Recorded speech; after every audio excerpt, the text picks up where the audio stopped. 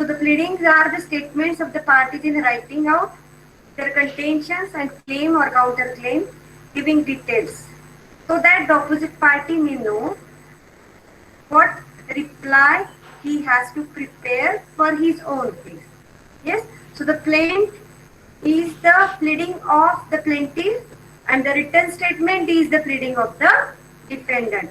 In plaint, the claims have been made by the plaintiff against the defendant, and in written statement, in the pleadings of defendant, the defenses had been taken by the defendant against the claims which had been made by the plaintiff, or it is also a reply or his defense which has been taken by him in his statement.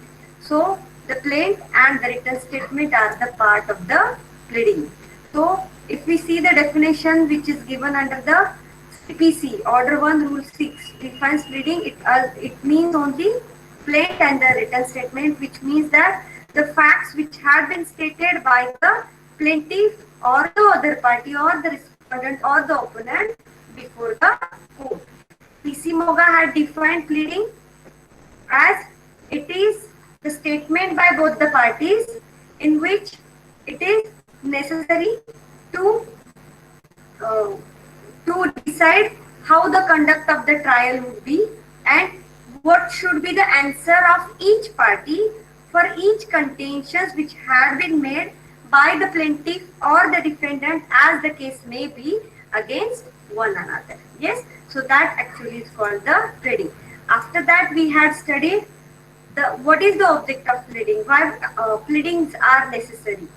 If the pleadings have been stated in the written form to the court, then it will bring out the parties to the specific issue. The parties will able to know what exactly the dispute between them is.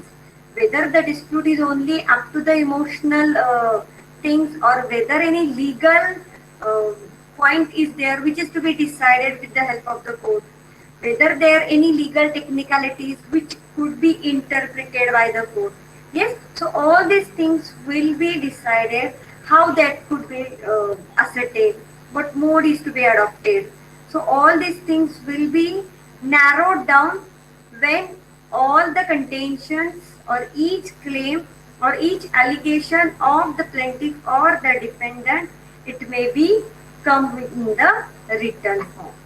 Then the pleadings are necessary to be filed in the court. Yes. How the pleadings are important? So pleadings are important as the pleadings will give the statement to the parties about what? About the particular thing. The framework is decided.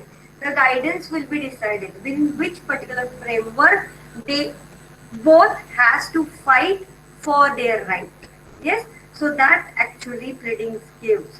So for that framework, it will be beneficial on the part of the parties as well as it will be beneficial on the part of the court. Yes. So the court will able to determine what procedure is to be adopted, how the trial is to be conducted. So it gives the guidelines to the court, to the parties. There will be the clarity of the facts of the controversy between the parties when the pleadings have been instituted in the court.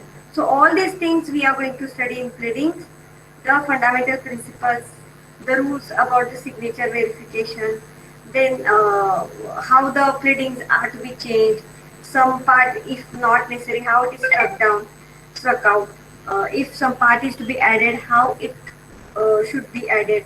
So all these things we are going to study in pleadings. Beforehand we had studied the 4 golden rules, the 4 basic rules of the pleadings. Yes, so pleadings should state the fact and not the law.